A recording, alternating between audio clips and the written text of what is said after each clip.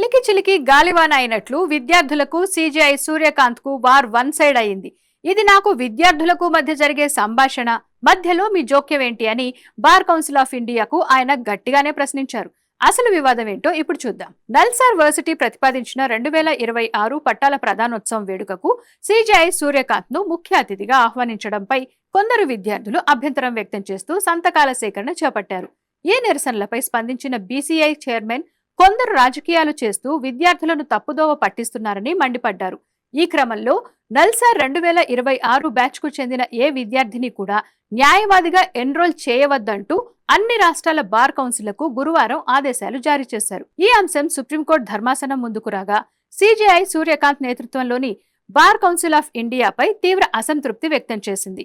విద్యార్థులకు నిరసన తెలిపే హక్కు ఉంటుంది, నేను కూడా నా విద్యార్థి దశలో నిరసనల్లో పాల్గొన్నాను అని సీజీఐ స్పష్టం చేశారు.